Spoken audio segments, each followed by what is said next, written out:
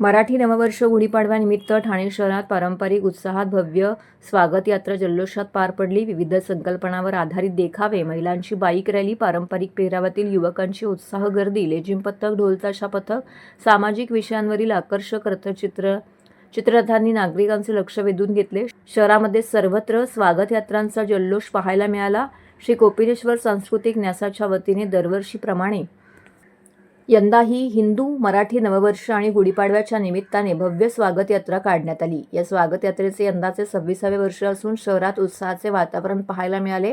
सकाळी 7 वाजता कोपिनेश्वर मंदिरातून पारंपरिक वाजत गाजत पालखीचं प्रस्थान झालं. जांभी नाका येथील श्री सिद्धिविनायकाचे दर्शन घेतल्यानंतर ही यात्रा पुढे मार्गस्थ झाली.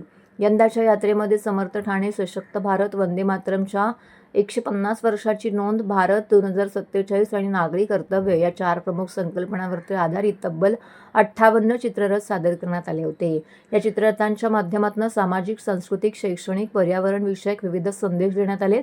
यात्रेमध्ये उपमुख्यमंत्री एकनाथ शिंदे, परिवहन मंत्री प्रताप सरनाईक, खासदार नरेश म्हस्के, आमदार संजय केळकर, आमदार निरंजन डावकरे, महापौर शर्मिला पिंपोळकर, उपमहापौर कृष्णा पाटील, माजी आमदार रवींद्र फाटक, अतिरिक्त आयुक्त संदीप माळवी, आयुक्त सौरव राव यांसह इतर राजकीय पक्षांचे नेते, मान्यवर, श्री कोपिनेश्वर सांस्कृतिक न्यासाचे विश्वस्त पदाधिकारी, कार्यकर्ते, ठाणेकर, नागरिक, बंधू भगिनी यावेळी मोठ्या संख्येने उपस्थित होते.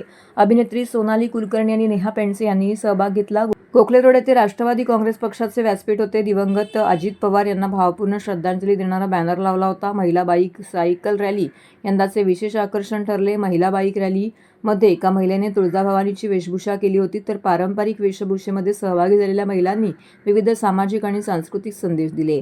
भगिनी निवेदिता उत्कर्ष मंडळाच्या वतीने आपली पृथ्वी, आपली जबाबदारी, प्लॅस्टिकलाही नाही म्हणा, पर्यावरणालाही हो म्हणा असे संदेश देण्यात आले. क्रीडा भारतीने कबड्डीचे प्रात्यक्षिक सादर केले, तर वनवासी कल्याण संस्थेच्या वतीने आदिवासी नृत्य सादर करण्यात आले.